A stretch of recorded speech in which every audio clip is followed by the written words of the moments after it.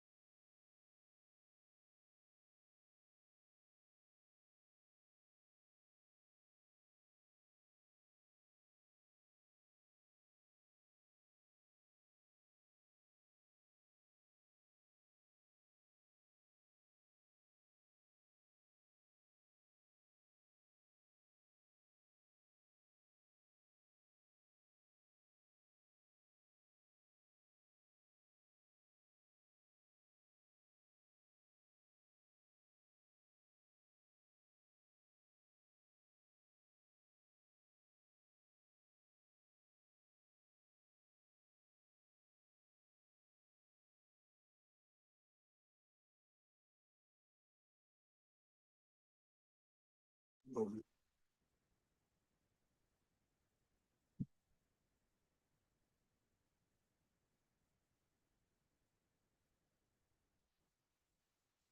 won't get it. Okay.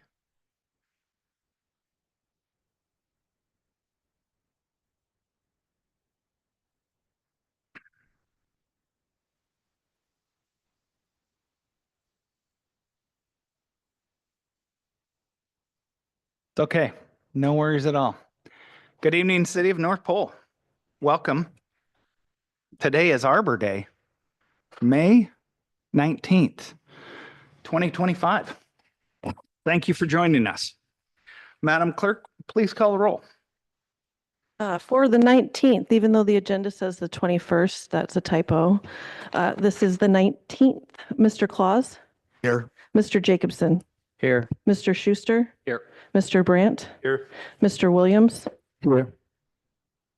Mr. Keller. Here. And Mayor Turch. Here. Please stand and join us for the pledge, and then following that, the invocation by Councilman Williams. Pledge allegiance to the flag of the United States of America and to the republic for which it stands, one nation, under God, indivisible, with liberty and justice for all. Dear Father, as for the council meeting today, may our hearts be united in love and fellowship. Tear down every barrier that divides us and fill us with a spirit of unity and harmony. May our worship be a reflection of your desire for a united and loving meeting. In your name, amen. Amen. Thank you for that, Councilman Williams. That brings us to action item 4, approval of the agenda. Move to approve, Second that. move to amend State your amendment. by postponing under new business 12 C, request to council Brente contract to move that to the next council meeting. I'll second that. Any discussion?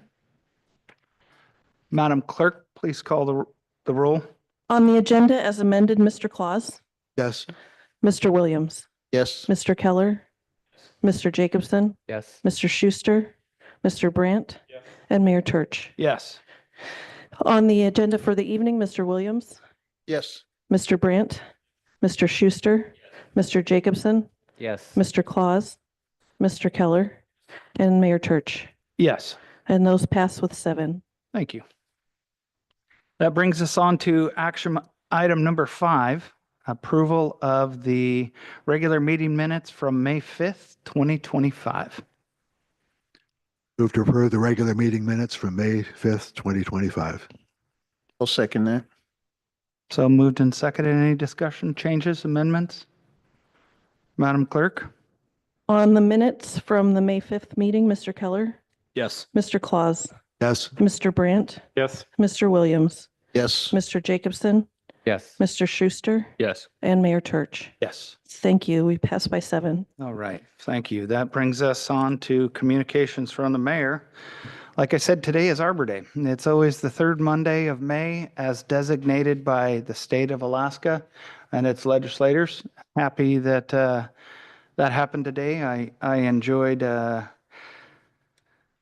planting of 2 trees over at Knollwing Library this morning at 10:30. It was great that the Arbor Day Foundation of Fairbanks was there to make that happen. A couple of displays, songs, raps, and poems by the couple of local elementary school kids were there, and it was a great thing. Busy weekend. Over the weekend, last Saturday, we had the Torch Run, the NAMI Walk, and the North Pole High School Booster Club Bazaar all on North Pole. Pretty exceptional to have that kind of traffic through town, and as summer comes through, it's only going to get busier. I attended the SEDS update, the Comprehensive Economic Development Strategy update. Talked a little bit about North Pole economics, the growth desire that we have in North Pole to do things, some changes that we have made and have seen by the local area construction. Had a construction team meeting with Brookside Park, talking about dirt work, paving efforts, and the walking path as they get ready to pave Psalms Boulevard, which will happen before the end of June.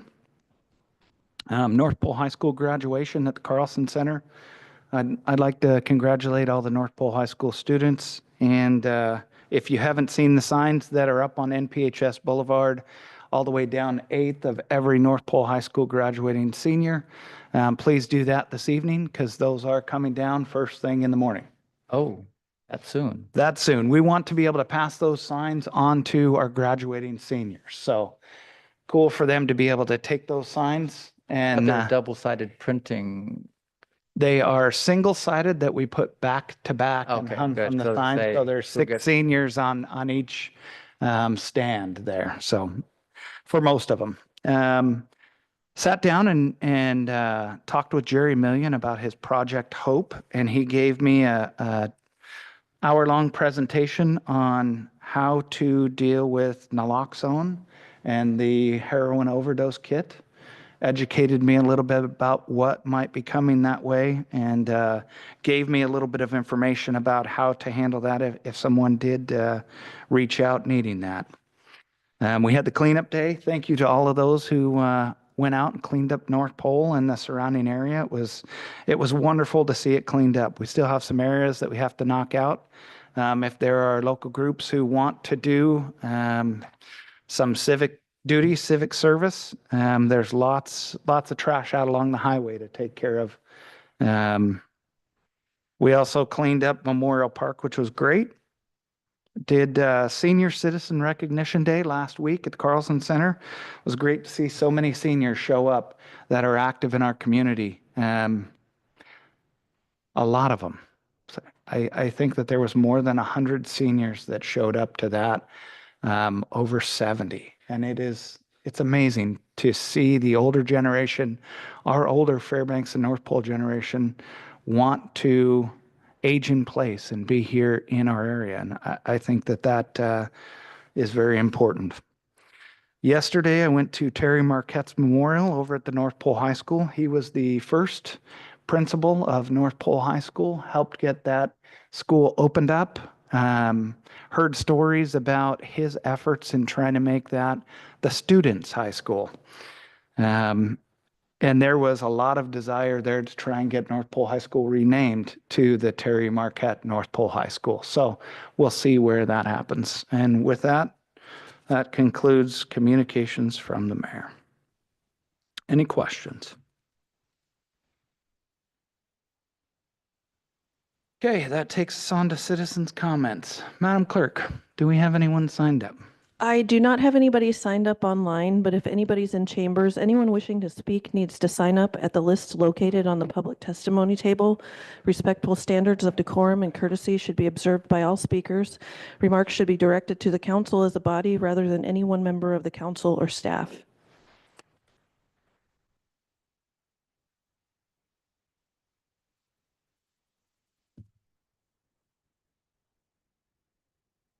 Hi, Good evening. Madam Rolfe. I've got concerns about the speed through Lake Drive neighborhood. Noticeably, the school buses, a lot of traffic through there, speeding or perceived speeding, because I can't tell. We did have a temporary "Your Speed" sign is last summer for 2 weeks, and then it was taken out. The data showed that the first week, everybody slowed down by the speed limit. The second week, everybody sped back up to, on average, 25 to 30 miles an hour. We also had one person try to get the highest score. The 2 weeks was not enough to get an accurate read of what the neighborhood is doing, how speed is, how many offenders there are in there. And my request is to either, if we can do speed bumps, if we can do another longer study of the neighborhood to get a more accurate reading of what the speed is, especially during summer as more kids get out on the road.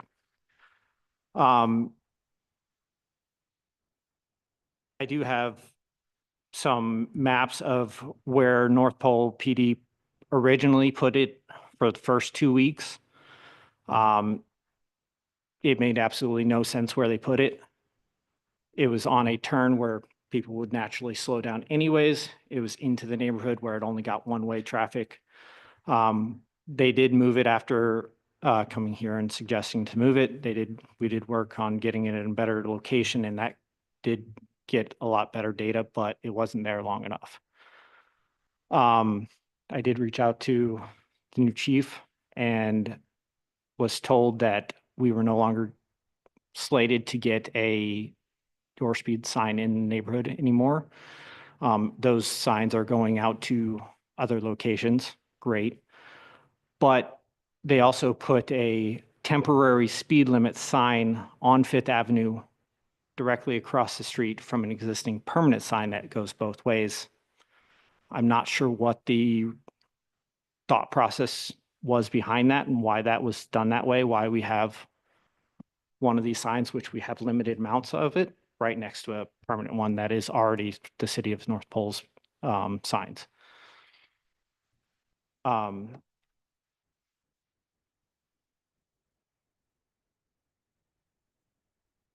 The streets that I was told were getting permanent ones were St. Nicholas and the Old Rich, right by Crossway, I believe, which both those roads are state maintained roads, not the city of North Pole. I get you guys still have a obligation to police it, but those could probably get funded by the state of Alaska DOT to maintain their own roads.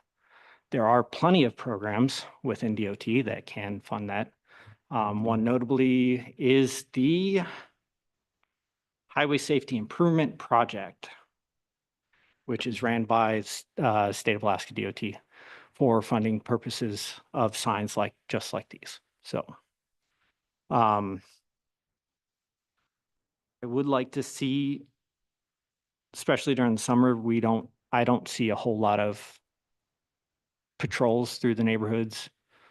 Granted, I'm not there, I work. So I don't see it during the day, but during the weekends, we don't see much traffic through there as far as North Pole PD. So I don't know. I would like to see what we can do to kind of figure this problem out.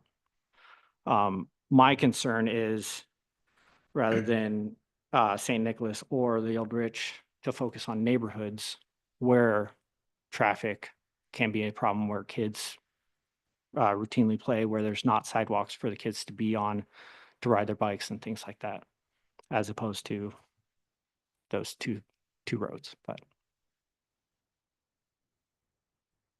Okay, any questions for Mr. Rolfe? Please, go ahead, Well, Mr. Britt. Lake Drive is a loop, correct? Correct. So I'm just thinking if you put one of those permanent signs, you'd have to put one on each end. Some people go this way and some people go that way, I would Correct. assume. But there's a place where it Wise, there's already a light pole where you could get power. So those signs could go on that light pole. So would you recommend putting a sign on, what's the name of the road that goes up to Lake? North Star. Yeah, North Star. Would you recommend putting it there at North Star before Lake? Yeah, so I can show you a picture. No, I know the neighborhood pretty well. I walk the dog Yeah, there. just right there where it Wise is where I'd Okay. say It makes put more it, sense than because that putting would, it on Lake Drive. right. Okay. Yeah. Because that would get people turning on to Lake Drive and people continuing on North Star. There's not a whole lot of houses on Lake Drive. Is there somebody in particular that is continually speeding through the neighborhood, or does One of everybody? them notably last year was, if I remember right, a fire department, North Pole Fire Department, who was speeding through there because when confronted, he had to poop. I get it, it's kind of an emergency, but not really. So, another notably one that was reported to, I forget who runs the school buses now, but the school bus routinely speeds through there. Have any other questions? Oh, that's fine. With the speed limit, and with the school bus, did you attempt contacting, We did the school? report to the school bus, to the dispatcher of the school Dispatch, bus. okay, and any recourse or any Not that I follow through heard, with no. that? When,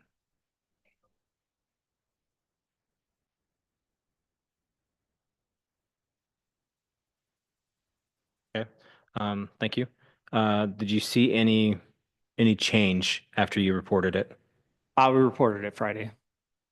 So we've only had one day, but Okay. All right. One more thing. So looking at North Star and Lake Drive intersection, you would suggest putting it at a Y where people have to slow down and take a right.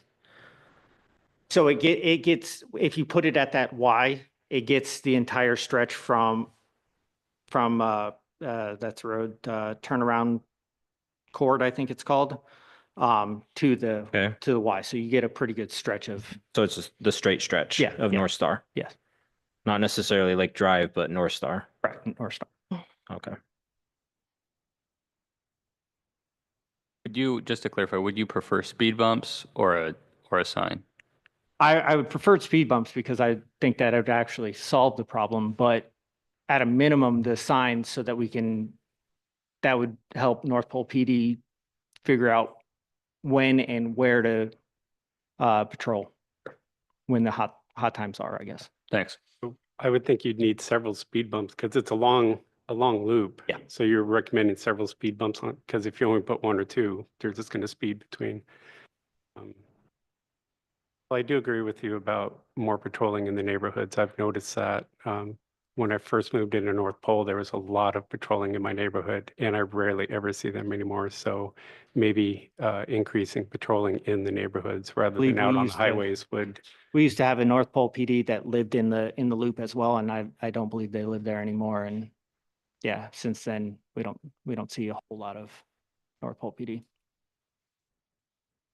Any other questions? Thank you for being here, Mr. Rolfe. Appreciate it. Any other citizens' comments who wish to testify? Well, there you are, Jomo. How are you this evening, sir?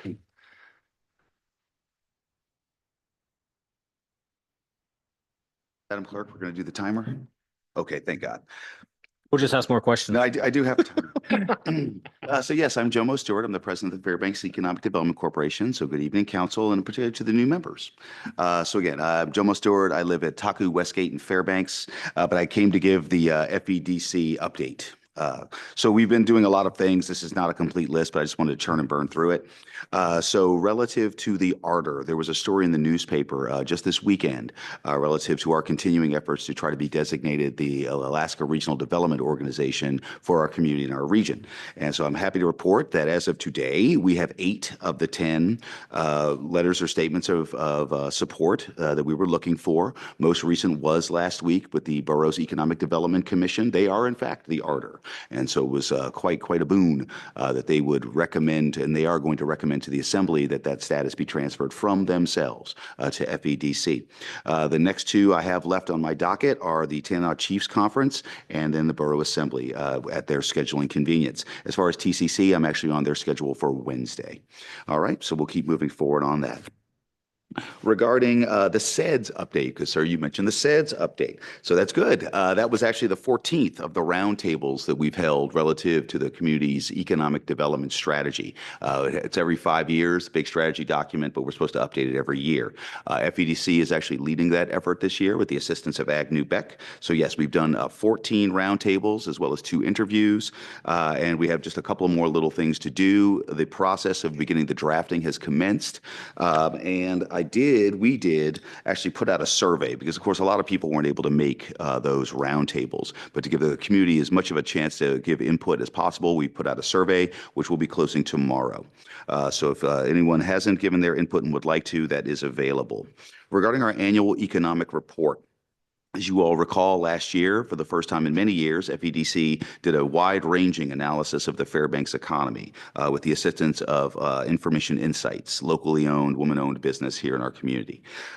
We've been doing general data gathering, of course, that commenced long ago. But one thing we did this year, we actually did it last year, but we did a more robust push this year. We did a business climate survey. We actually put that out with the assistance of this year of Explore Fairbanks, the Fairbanks Chamber of Commerce, as well as the North Pole Chamber of Commerce, which allowed us to get over 160. Actually, we had 160 calculable responses out of a total of 188, when last year we only had 35. So a much broader cross-section of our economy. Our focus was on for-profit businesses. People like the 4 Acre Group and our local United Way have been polling nonprofits, but we were focused on for-profit businesses. And particularly, we beefed it up with questions trying to assess business owners' feelings of exposure and impact relative to local, state, and federal actions, because they've been quite interesting over the course of the last several months. So let's see, just know that survey, I've received a really advanced draft. We hope to have it buttoned up by the end of the month and be able to disclose that and have public presentations. Regarding the accelerator, we had our 7th cohort that just buttoned up a couple of weeks ago. This is our small business accelerator. It's essentially a quick 101 for business owners, 8-week course to help them learn the skills they need to successfully launch or grow their business. This is our 7th cohort. We had 14 students. We've had 69 entrepreneurs all together. Our partners are ourselves, Small Business Development Center, UAF Center ICE, the CTC Center UAF is where we hold the in-person classes, Robinson Ward Accounting, Mamie Brown Attorney at Law. They each do sections, as well as River City Cafe and the Greater Fairbanks Chamber of Commerce. We held our 3rd pitch competition at the Chamber of Commerce. We actually do, so the capstone of every class is a pitch competition. They've learned the skills, and now they get the chance to try to sell their business in case they ever want to try to get investors or go to a bank. But we also have partnered with the Chamber of Commerce to do it before the Chamber membership, where the winner actually gets a year membership at the Chamber of Commerce. And so that was great. I really appreciate that. We've done some new things, and so we have some stats. So last year in the fall, we added a remote option, so that people wouldn't have to drive all the way to CTC to take the class. We also did some polling. We asked students to assess the program for the last 2 years. It's been over 9 out of 10 as far as the rating. And then last year, or the fall cohort, and now again this cohort, we did a pre and post accelerator survey trying to gauge the students' confidence in themselves. And walking in the door, they were rating themselves about 50-50, a 4.6 out of 10. But for both cohorts coming out, they've rated themselves a 9 out of 10 for their confidence. So this has been very successful. And we're working right now with Howard Rixey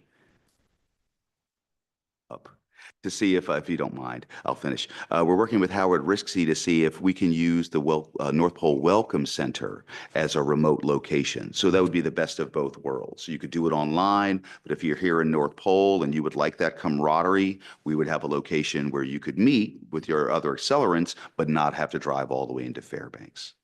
And then if I may, sir, might I add just a couple more things if I have a moment? Quickly, sir. Yes. So the weekend before last, not this past weekend, but the one before, I did something I've always wanted to do but never had the chance to do. And that was I went down to Anchorage for the solo and ensemble competition. This is where all the students in the music departments from across our community, across the state, go down to Anchorage to compete one against the other to show off their talents. And I just wanted to say that the interior did very, very, very well at that competition. And you all can be very, very proud, not only of our regional schools, but of your local school in North Pole. I believe they did get at least one command performance.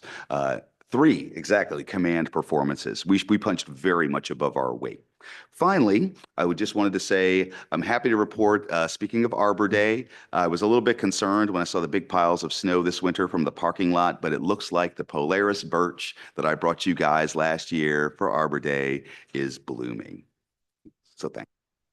Thank you, Jomo. Yes, it is blooming very well. And just this afternoon, we planted that for last year's Arbor Day. So we finally instilled the 2024 Arbor Day sign just this afternoon. So for those that you don't know, that was a great gift. I and the Arbor Day Foundation climbed to the top of the Polaris building to rescue some of those trees that had just naturally sprung. And so I wanted to make sure, and we did. We gifted one all to our city of North Pole. So I'm glad it's thriving.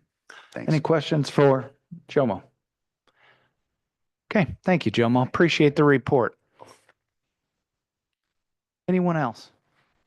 Anyone online? Madam Clerk. I have nobody waiting online, no. Okay, that takes us to communications from department heads. Madam Clerk, would you like to kick it off? Sure.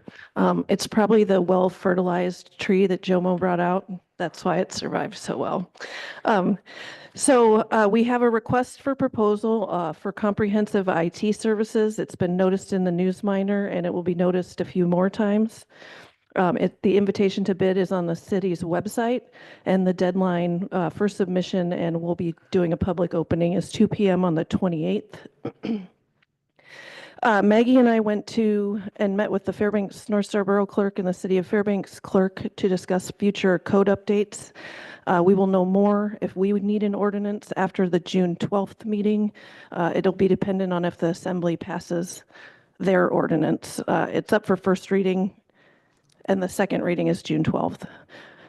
Candidate filing, it seems very far off, but it's like a blink of an eye away. It's July 15th through the 29th. So I just wanted to remind our new council members, throw your hat in the ring. And then just once again, our city attorney would like to leave at the end of June, and your input is necessary and appreciated. And unless there's any questions, that's my report. Any questions?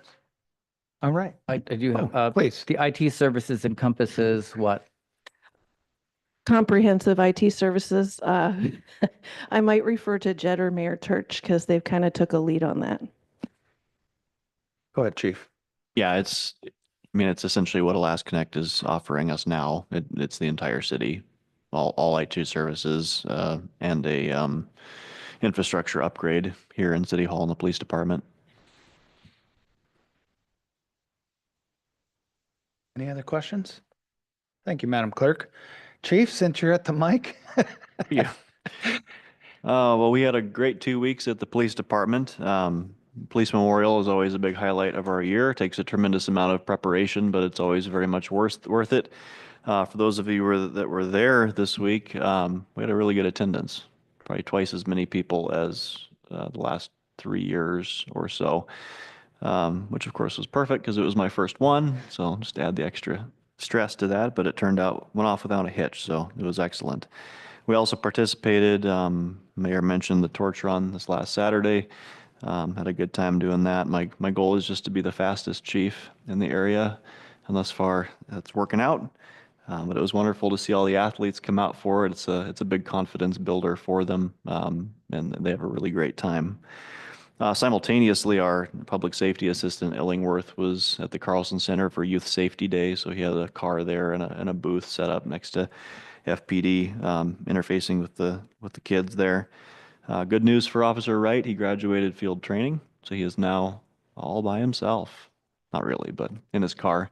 So if you see him, maybe give him a congratulations. Kudos on that. He did an excellent job.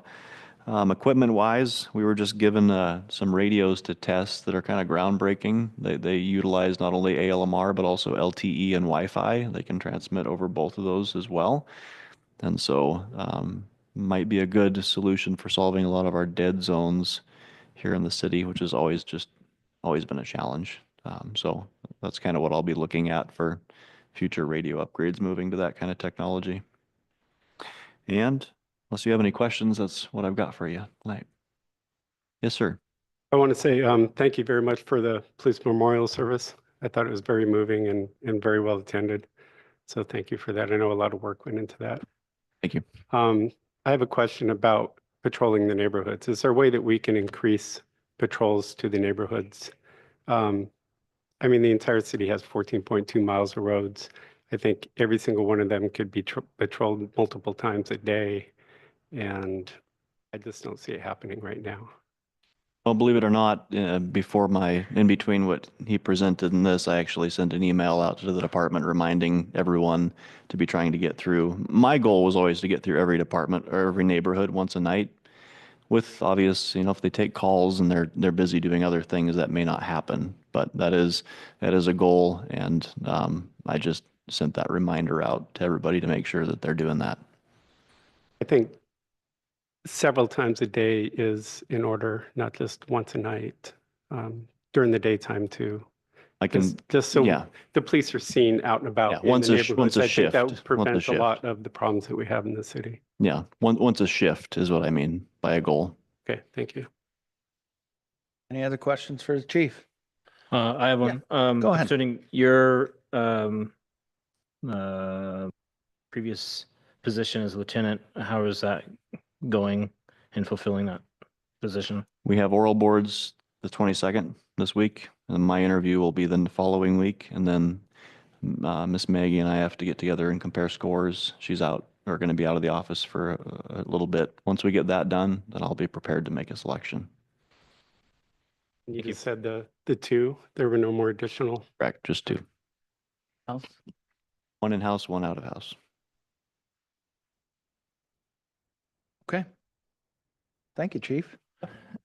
Madam CFO. Good evening. I had a meeting with our auditors this afternoon about 2 o'clock, and they're going to give us a draft financial. Their intention is to get it to us by Friday. So they did want to stick with the 16th meeting to present to the council. So that's, it has to be issued by June 30. This is the earliest we've ever seen it. Okay. And I'll take questions if you have any. Seeing none. Chief. Good evening, Mr. Mayor, Council. Just a couple of quick things from the fire department. Last meeting, I had announced our open house date, and due to a scheduling conflict, we've actually bumped that up a week. So I want to correct that. Our open house will be July 12th this year, and that will ensure that the favorite inflatable slide will be there for those children. If we would have went ahead with the 19th, we'd have had an uprising. So please amend your calendars to reflect the July 12th. The only other thing we have is today started off our summer annual testing of equipment we started with hose testing this year. The crews started testing every stick of hose that we own at the fire station, which happens annually. It's going to take a few weeks to get through all the hose, and pending call volume, letting us get into there. Once we finish up hose testing, we move on to hydrant testing, which that's what affects most of the public, and that's where people really see us because we're out and about. We're not doing it at the station like the hose. So be prepared in June. We will be out and about for 2 to 3 weeks testing hydrants, making sure that those hydrants are operating and flowing the amount of water they should. So we have dedicated supplies for emergencies. And then in July, we will be doing our pumper testing, which we're testing the pumps on the actual apparatus themselves. So those are the 3 main items that we hit throughout the summer, and it consumes a lot of time during the summer, along with other training duties that the staff have to do. And then, of course, July 1st, bringing the apprentices on is going to be very consuming of time. So that's all I have to report tonight. I can take any questions. How are the apprentices? Excuse me? The apprentices. Our current apprentices, Yeah. they're doing great. They're hitting that home stretch. I know one of our apprentices has a tentative offer to be a student firefighter at the university. It sounds like still has to go through the final testing processes there, but she wants to continue her education, which we highly support, and that's a great way to do it. She'll be able to continue using the same skills and abilities that we've taught her. She just finished her AEMT this spring, so she's doing amazing. Our other 2 are doing very well. One of them has plans to do some traveling once the apprenticeship is over, doing some personal traveling before pursuing back into a career. And then the third is doing extremely well with us, is going to fold into our part-time program, and is still looking at advancing into the career. So they're doing great. Wonderful. Thank you, Chief. Mr. Brandt. I had a question. Last year, you and I were talking about the schedule for replacing the fire apparatus. Yes. And you were telling me about this new Type 2 ambulance that you had just purchased. Yeah, we based purchased on last summer. The Ford Transit vans, right? Yes. How are those working out? Or you bought one, correct? You know, I haven't reported much on it. It's been great on some aspects and hindering on other aspects. So we're still in the evaluation process. I did send out a blind survey to the staff that have been using it, and no surprise, there's been issues with it. Nothing overwhelming that would take it out of service. Of course, it's still in service and doing well. But we definitely, as we plan over the next couple of years to replace the next one, we've got options out there, and we're gonna look at all the options. It won't be exactly what this one was. It might be a similar type 2 that's configured a little bit differently to address some of those issues we found. It might be the other option we have is what's called a re-chassis. We have our oldest ambulance that would be put out to pasture if we order another one. And it's very common to actually, the box on that chassis is a very expensive piece to build. So what they do is they take that old box, they strip it down to its bare metal, and then they put it on a new chassis and build the ambulance up from there.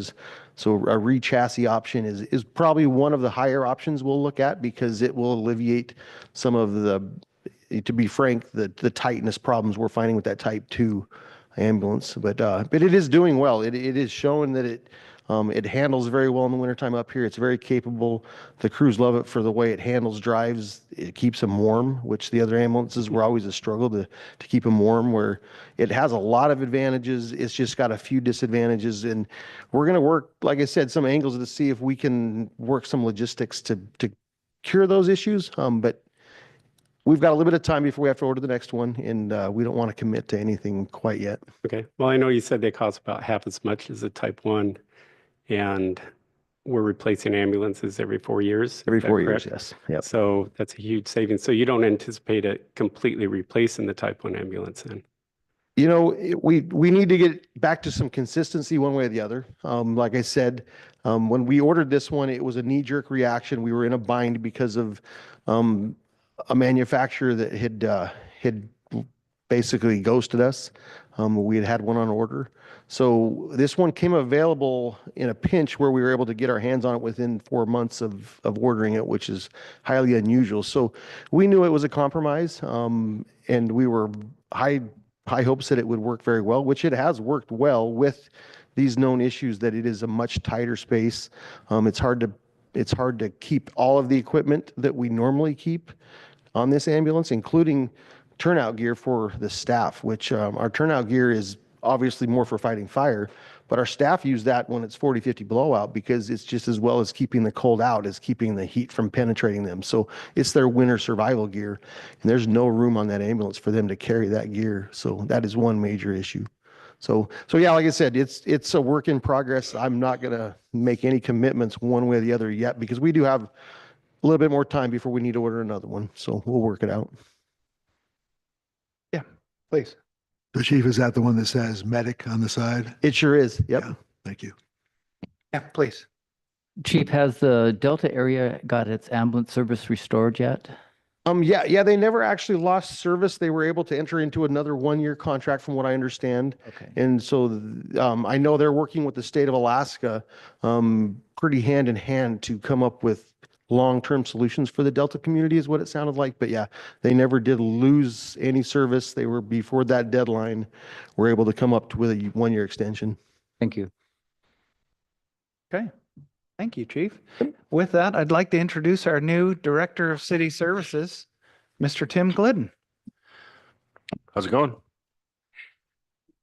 I'm Tim Glidden. I'm the new Director of City Services. Today's my first day, so I don't have a lot. I've just been around touring our utilities and some of the public works, trying to figure out what we do and how I can help out. Some questions. I probably won't have any answers, but I'm here. Well, welcome. Thank you. Yeah, welcome. All right. Thank you, Tim. To kind of tie on to Tim's report, things that I have been doing is on behalf of Director of City Services. We have had some houses that have not been addressed with proper water and sewer. They have either been disconnected or abandoned. So we've been identifying those properties that have had that and leaving notices for them to contact the city. We have had one such property who moved in sort of illegally without hooking to the water or to the sewer. The sewer isn't in their neighborhood, but they moved in without hooking to water or without having any sort of permit. So we're dealing with those problems and kind of getting back on track with Director of City Services stuff. And I'm very excited that Tim is here to sort of take over that in a nice, gentle, easy way. So happy you're here. With that, is there anyone that I missed? I think that's everyone. We have no ongoing projects. We have no unfinished business. That brings us to new business, item 12A. If someone would like to introduce that ordinance.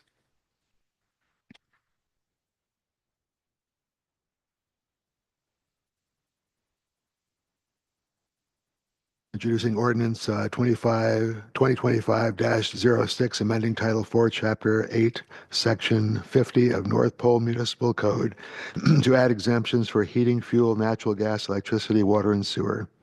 I'll second that. Discussion.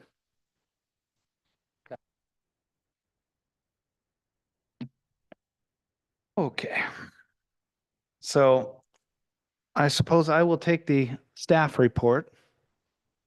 Thank you, Mr. Jacobson, for that reminder. I appreciate that. Just following your memo that you sent out last week. No, I appreciate that. I very much do. So some exemptions that were overlooked when this was written, that were brought to my attention by Councilman David Brandt, regarding sales of heating oil and natural gas that were left out as an exemption. Sales of electric provided through a regulated public utility or cooperative. And then item 20 as an exemption, charges for water and sewer provided by a public or private utility. I wanted to try and write this code. I know that there has been discussion in the past of possibly selling the utility. That has come up, and I always want to leave those doors open and not write code that forces us to go back and change it for no better reason. And then item C, under the exemptions, AC, the food stamp initiative, I wanted to update that to bring that to current since they don't consider it food stamps anymore. They consider it EBT through WIC and through SNAP. That exemption would have expired in 2025 up in lines 35 to 42 of that. And the federal government has now pushed that program out to 2036. So hopefully by the time 2036 comes along, our code will be updated. Mr. Brandt, is there anything you would like to add to the staff report? Quite a bit, actually, if you don't mind. Please. Considering the cost of the city and lost revenue, we brought this up before the meeting in the Council of the Whole, but in 2022, we brought in $141,145 in sales tax on fuel oil, electric, and natural gas. 2023, we brought in $124,082. In 2024, we brought in $141,370. For the last 5 years, I've been coming in front of the council trying to get them to exempt electric, natural gas, and heating fuel. We cannot live without those three things up here. And we do not currently tax water or sewer, but out of the 17 exemptions in the city code, water and sewer is not one of them. So that's why I added that onto this ordinance, just to clean that up. The last time when I addressed the council in 2023 about this, they said, no, we need the money. We need the revenue. The budget that year was $7.3 million. The actual revenue we took in that year was $9 million. Our expenses came in $1 million under budget. So that was a net excess of $2.7 million we had that year. And this would have cost $141,000 that year. Mr. Brandt, if I may interrupt you, let's just stay on topic, if you would, please, sir. Well, I am because Mr. Keller was talking about how much money the city is going to lose on this. And I want to assure him and everybody else that the city is not going to lose any money on it and that we're well funded right now. In 2023, the budget was $8.3 million. The actual revenue was $9.2 million. Our expenses came in at $7.8 million for a net excess of $1.4 million.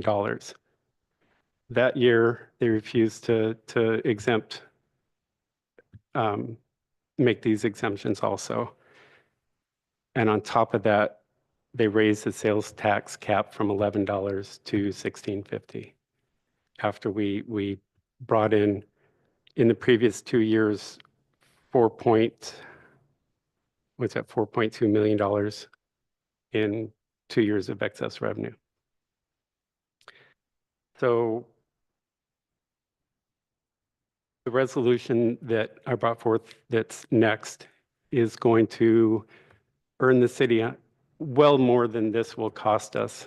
I'm sorry, point of order. I can't talk Let's about that just yet. take one action item at a time. Madam Clerk, do we have anyone signed up to testify or give comment on this? I have nobody signed up online, and I don't know if anybody no, I have nobody signed up for public testimony. Okay, now we can get back to more comments about this. Is there anybody who has any questions or discussion about this? One, Mayor, if I may, Please. do we need to amend, or maybe it's clerical, the title of this to include the change of language in C, the exemptions A to C? Because we're not just amending to add the municipal code to add the exemptions, but we're also changing and extending the exemption for eligible goods underneath SNAP and WIC. So we certainly could. Is it necessary? That's the thing. I just want to make sure that we're doing this correct. So this has been approved, reviewed by staff and approved by our city attorney. Madam Clerk, do you have I can any? certainly ask him if we should add that, or I can add that, and it would just be clerical. It wouldn't need an amendment. Yeah. I do have one question though, and if I'm out of line or turn, just let me know. I know that somebody was talking about amending the date. Is that something that's still the date that it's effective? That motion hasn't been made, but was brought up in committee of the whole. Is there anybody who would like to? Move to amend the ordinance to become effective July 1, 2025. Second. Okay, so moved and seconded. Any discussion about that change? Madam Clerk, please call the roll. On the amendment to make the effective date of this ordinance July 1st, Mr. Claus, Yes. Mr. Keller, Yes. Mr. Williams, Yes. Mr. Schuster, Yes. Mr. Jacobson, Yes. Mr. Brandt, Yes.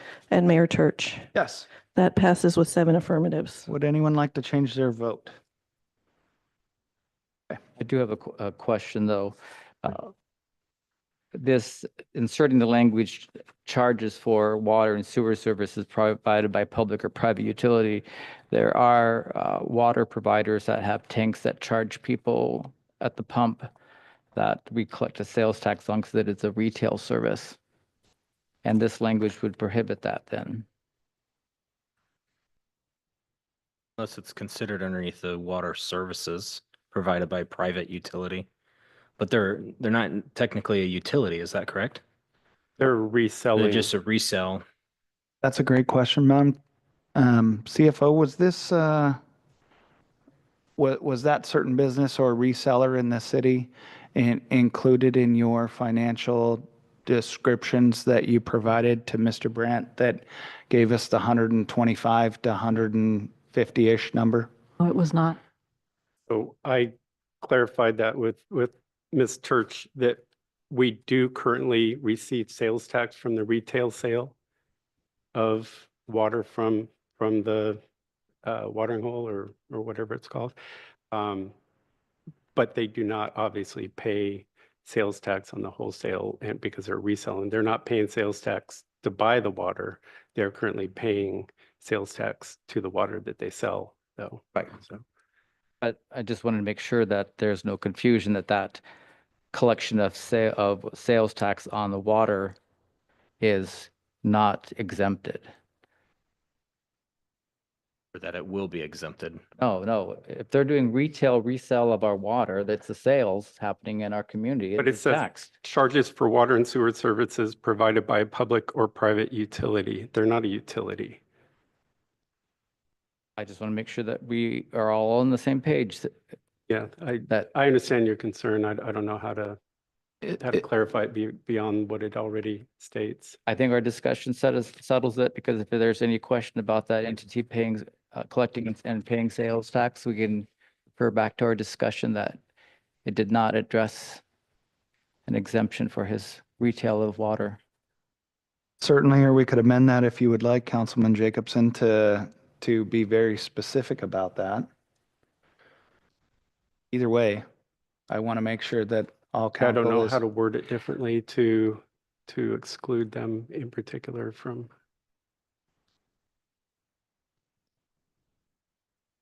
That another amendment you would like to Okay. make, Councilman Jacobson? No? Okay. except for retail sales or something like that. I don't know how to word that any different. We have another meeting to think about it, but Yeah, Mr. Brandt's description of a private or public utility does make sense. Thank you for explaining it. Madam Clerk, do you want to call the roll? Unless there's any further discussion on that?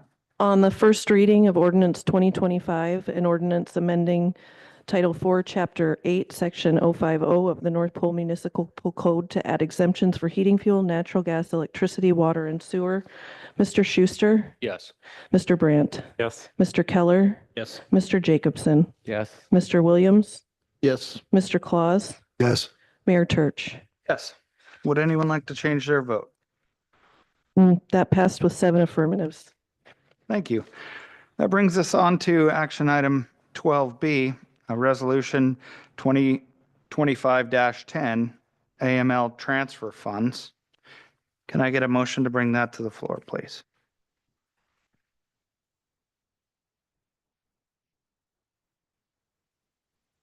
Yeah, it's on the backside. on the backside of, Turn the page over. It's on the backside.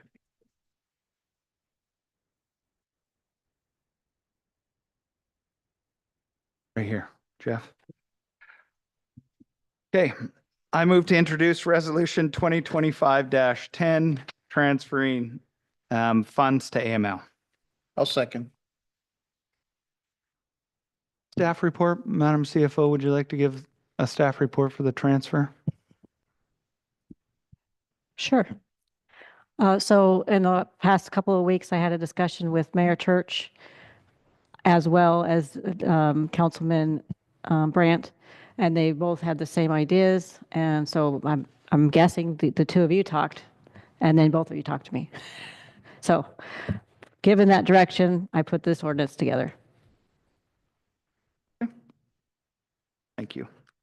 Do we have any public comment or testimony? I had nobody sign up online. Is there anybody in-house that would like to testify? Okay.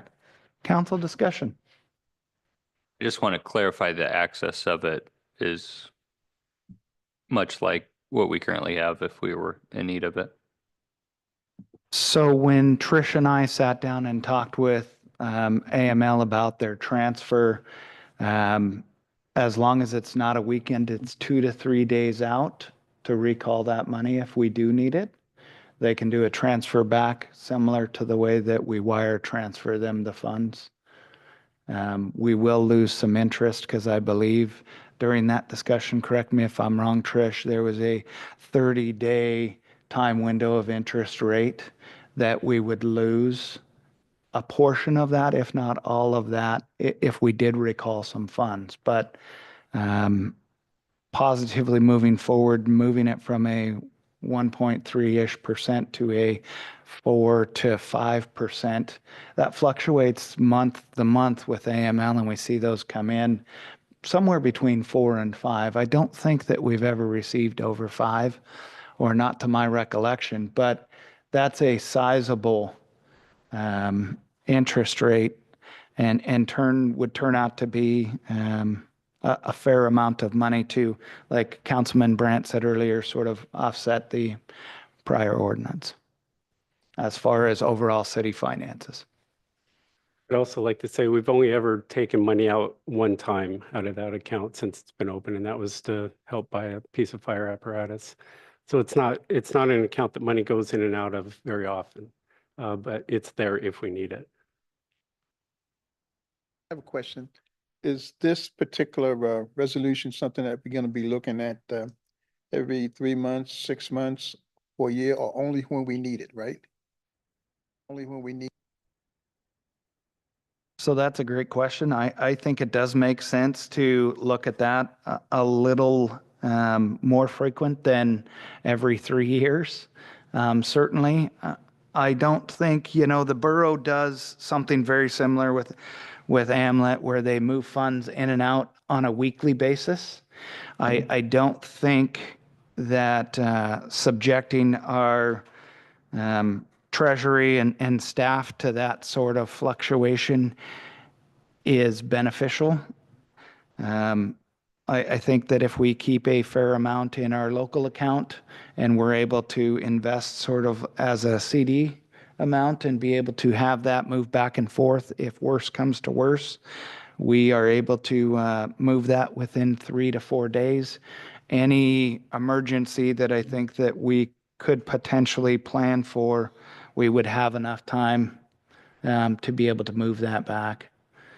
At least that's the hope. I do have a question. Sure. Mrs. Go ahead. Fogarty, with the experience of us withdrawing the one time for the fire apparatus, was it within 1 to 3 business days, if you recall? I know that's been a couple. Yeah, I think it came in within 2 days. There's a time, if it's before noon, you get another day, but yeah. Typical investment account, and it does the same thing, kind of, so. Right. Okay. Go ahead, please. I do believe that our CFO, when she does our sales tax reports, includes our interest earned on the different bank accounts. I think I've seen those in some of those quarterly reports. Yes, I'm only reporting the interest that's earned on the general fund account at AML. We have several other accounts that are not on that sheet, but that's the main account, and that's the account we would transfer this money into. And also, I just would like to go on the record expressing concern that this will be impacting a local business, and there is a potential that we might lose a bank since we've withdrawn millions of dollars. And so that's a loss of local jobs, local services. Not saying that this will cause that, but I think the economy, there's a lot of businesses that are stretched thin. So if it does impact our banking services, we're at fault. We still have $1.5 million in that account right now after this transfer. I don't think they're going to turn our business away. And we are constantly getting more money in. Every day we get more sales tax money in. At the end of the third quarter, we're going to get $1.4 million in property tax money in. We're constantly adding money into that account. I think we ought to take at least a quarterly look at that account and see whether we can transfer money into the AMLIP. The difference in interest is such a revenue source for the city. It doesn't make sense to leave it in a low interest account when we have this other account available to us.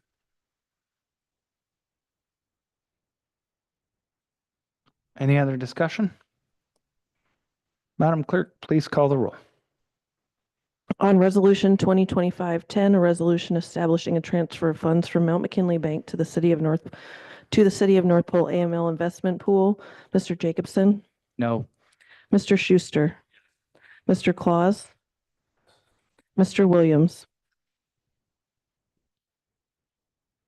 No. Mr. Keller, Yes. Mr. Brandt, Yes. Mayor Church. Yes. Would anyone like to change their vote?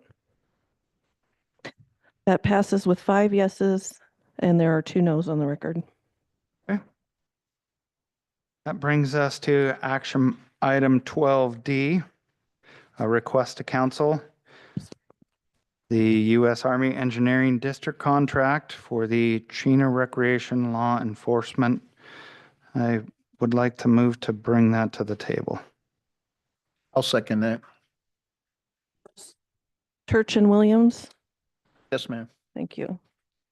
Chief Smith, can we get a staff report on this contract, please? Yeah, so I'm here to recommend that we do accept the contract as offered by the Army Corps. This has been a pretty long-term partnership between the city and the Army Corps of Engineers that has benefits that go beyond just financial, and that it gives us another officer on the street. He can always respond and be a backup to whoever's working day shift here in the city. It gives us good visibility and coverage out there in the park, and we make a lot of really good contacts out there. It's a good PR thing as well. So you have before you the contract with the base year, option year 1 and option year 2. I did want to mention that there's a correction to the memo that I included in the packet, and that is that the base year should be a cost of $102,899.75. Option year 1 and option year 2 are correct. And that covers our approximately 850 hours of service to the park for the 5 months this summer. So I'll take any questions you might have. I have one. Do you, you don't have to hire another officer to do this? Okay. I had one more, but I'll go to Go ahead, Mr. Brandt. Mr. Brandt. Are we patrolling outside of this contract? Like the rest of the year, do we go out there and patrol out there at all? Or do we answer calls out there?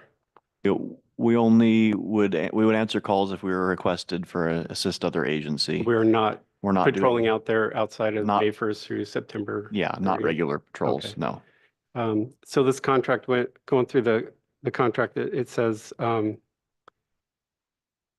Thursday through Sunday, 10 a.m. to midnight, I believe, is the preferred patrol hours.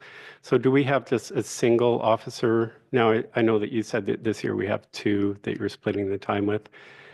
Do they go out there and then come back to the city and then go out there, or do they spend the entire 10 hours out there? They spend their entire 10 hours out there. Okay. And the 2, just for clarification, they're like 2 week One at a on, time. 2 week off.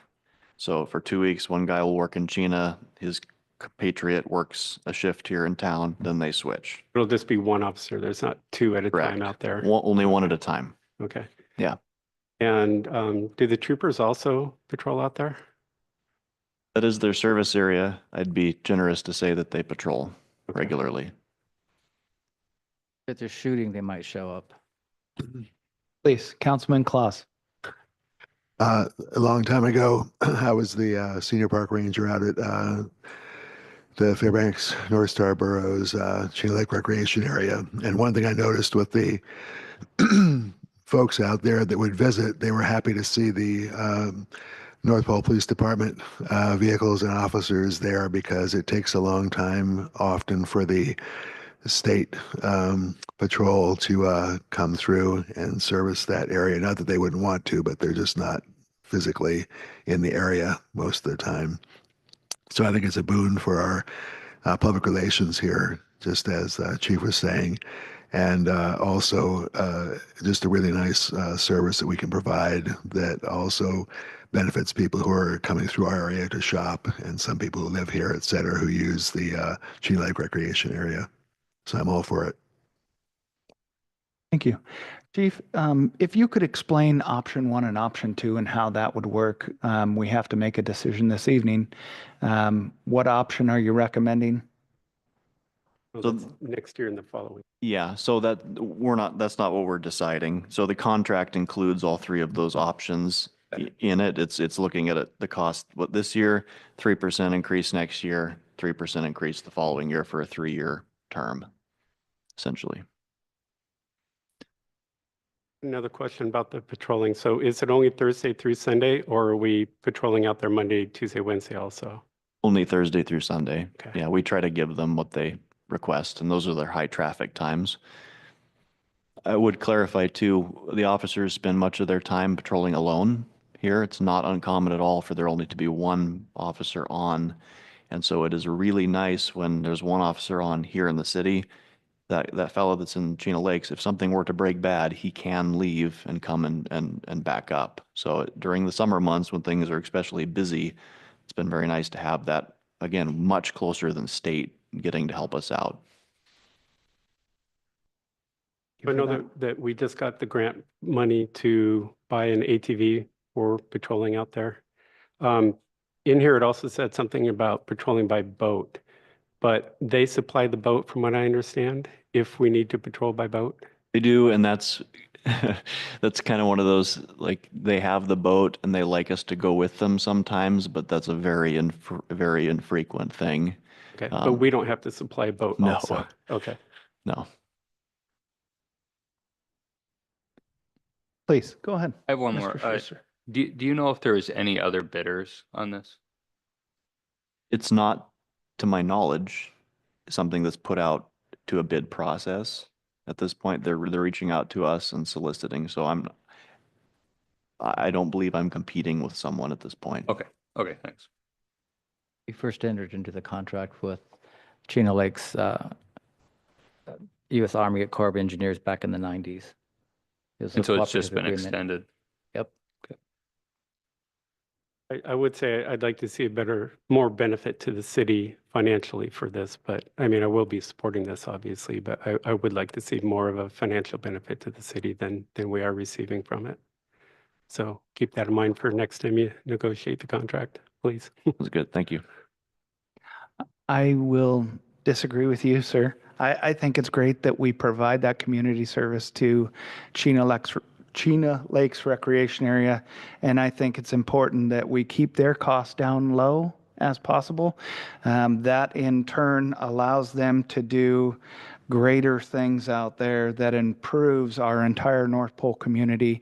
And when there is more of a draw to Chino Lakes, there is more a draw to North Pole, which helps us out in more ways than we really can know. And I appreciate Chino Lakes being out there and doing everything that they're doing to improve our health, our area, and our general city. I really do. Any other comments, questions? Madam Clerk, please call the roll on the approval. On the request to council to approve the Chino Recreation Law Enforcement contract, Mr. Williams, Yes. Mr. Keller, Yes. Mr. Brandt, Yes. Mr. Jacobson, Mr. Schuster, Yes. Mr. Claus, Yes. Mayor Church. Yes. Would anyone like to change their vote? That passed with 7 affirmatives. Thank you. That brings us on to item 13, council comments. Madam Clerk, where would you like to start this evening? Let's see, Mr. Schuster came up on the random roster, so Mr. Schuster, you're first again tonight. Okay. In the last couple of weeks, I got to tour the fire station with Chief Heineken. It was really interesting to, go through the fire station, see what all they have. They do a fantastic job with it, and it was great to hear about their trainings and hear about the door everybody's been talking about for the last couple meetings, and it is stout, as they say. I got to look over some plans for a new fire station, and I think everybody on the council should, support that project and do what they can to help see that move forward for our city. I attended the Police Memorial Day at Trooper Gabe Rich and Trooper Scott Johnson Memorial Park. Like Chief Smith said, it was a great turnout, great speakers, and everyone should be real proud of Chief Smith and what he did there that day. So while we were talking, Chief Heineken brought up the idea of converting city buildings to natural gas. I thought that was an interesting idea, and maybe it's something the Director of City Services could look at and see what a cost and if there'd be any savings that way. So I like that idea. On June 3rd through 5th in Anchorage, Governor Dunleavy is putting together his 4th Alaska Sustainable Energy Conference with Secretary of the Interior Doug Bergrum, Secretary of Energy Chris Wright, and EPA Administrator Lee Zeldin. I think that'd be a good opportunity. I would like to see Mayor Church go if his schedule allows. I think that's important, especially the LNG part. It would be my dream to see a spur line not run to Fairbanks, run to the city North Pole. And so I think if schedule allowed and Mayor Church could make it, I think that'd be important to show that the city of North Pole has representation and potentially get a spur built, not to Fairbanks, but to North Pole. That's all. Thank you, Mr. Schuster. Mr. Brandt? I want to thank the chief for reaching out to your officers to do more patrols in the neighborhoods. I don't think once per shift is enough, to be honest. We only have, like I said, 14.2 miles of roads in the entire city, a couple times per 8 or 10 hour shift. I would like to see, and I think the residents would appreciate that. So maybe we can have a discussion about that later. So that's it. Thank you. Thank you, Mr. Brandt. Mr. Keller? Yes. First, I want to apologize for missing last meeting. I was actually attending the first massage school graduation for our massage school that we have in Fairbanks that I have the opportunity of being the medical director for. And we graduated 7 awesome massage therapists. So it was awesome. What a growing field. Wonderful opportunity for our community to have a professional school here in Fairbanks. So as I was missing the meeting, and I didn't have a chance to listen to it until a couple of days later because my schedule, I had some people approach me concerning the decisions that were made during that meeting with regards to the insurance. And we had public testimony, and then I listened to it. We had public testimony concerning some of the choices that were being made without some of our employees being made known of these changes, potential changes beforehand. Let me break that down. We received the information as council members at least the meeting before because we pushed it off to that particular meeting 2 weeks ago. However, the information did not reach down to some of the employees that it is affecting. So inadvertently, we make a decision that just took money out of the pockets of our employees if they choose to go to certain providers. I think that's something that we need to make sure that we change. If we make decisions that affect our own employees that are the face of the city, we need to make sure that we disseminate the message and that we get feedback. Getting feedback from those that have boots on the ground, I think, is very important. I think we do a great job, but I think this is one opportunity that we kind of missed the boat on. For instance, like we had an officer give testimony, and then nothing changed with the recommendations. Some thought, discussion. So that's a topic that we need to just file the back of our heads till next year with negotiations, but just kind of put a little bug in our ears anytime that we have something that can affect those down river per se.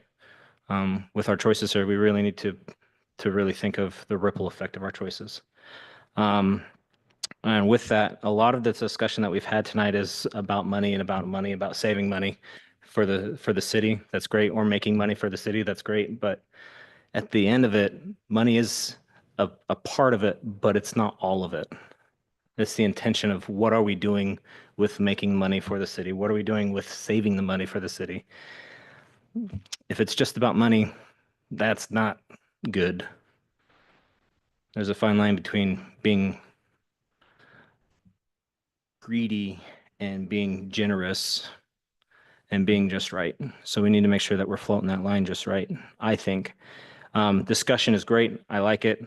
But we just need to make sure that we pay attention to lots of voices that are speaking up and giving testimony and the overall effects of our decisions here.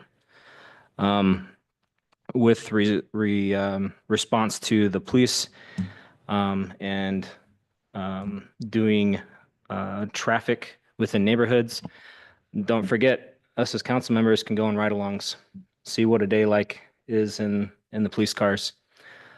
Yes, they have 10 hours in a rig, but it goes by pretty quick with the calls that are made, the calls that they receive, the stops that they have.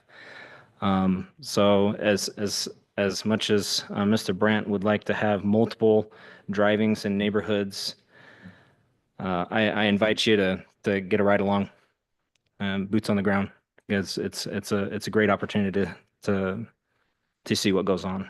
So with that, please be safe. In my neighborhood alone, I've had to do the whole slow down motion to bikes, motorbikes, to ATVs. I had one kid that was not wearing a helmet, wearing a riding a street bike, and he was not old enough to have a license. So I just making a dumbfound look, right? Like, did that just happen? So I make it a point to make sure that I just don't say, hey, come here to this meeting and kind of talk about it. I try to make a point to put on my big boy pants and stop, or just try to make personal contact with a person just as a citizen. I rarely bring up that I'm a council member, but I'm just a concerned citizen and a dad of daughters that ride on these roads. So make sure we're paying attention and make sure we speak out loud about our ordinance with driving on the roads with ATVs, motorcycles. There's rules, and it's a privilege, and a privilege that can be taken away, a privilege that should be enjoyed lawfully and ethically. And with that, I pass. Thank you, Mr. Keller. Mr. Jacobson? No comment. Thank you, Mr. Jacobson. Mr. Williams? You know, sometimes when we're out here, you got to spend money wisely and make a good decision. What's wise to me may not be wise to somebody else. But like I say, most of the time we have to think long term. And with most of the directors and stuff up here, when they bring something for us to change for them, to make a difference, to get better equipment, most of the time I see these guys, they got all their ducks in order, every last one of them. But, you know, every now and then somebody might come up with another good idea. You know, we think about it, see if we can put it in. But the most important issue I see is trying to do things on time, so everybody can kind of know what's going on, even the people down. And sometimes it's hard to do, to keep that, what I want to say, the plan going, and making sure we do everything that we're supposed to so everybody can be notified. There are times that you won't be able to do that because you'll be on a short lease. So we have to make the best decision for the people, our employees, as well as North Pole. So that's something that we have to look at in our ways. And I kind of agree with what everything everybody says, but we got to make the right decision and do what's best for everybody. And at times it's hard. And I drop the mic to the mayor. Thank you, Mr. Williams. Mr. Claus, you're up next.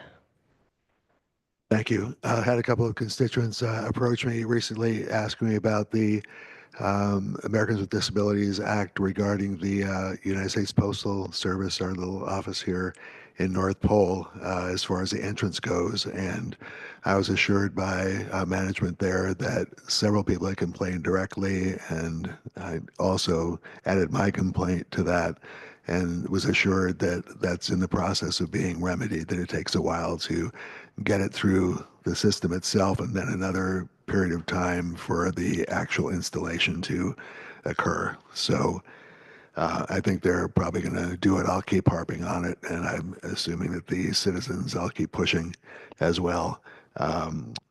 Also, being a pedestrian here, walking around most of the places, talking about the speeding that some drivers have been doing. Council members have raised that issue, as has the public. When I'm going through crosswalks, a lot of times traffic doesn't yield. I kind of wait for a little bit of an opportune moment to do it without causing an accident myself. But a lot of people just zoom on through. And just a reminder to folks out there, pedestrians have the right of way, especially in crosswalks.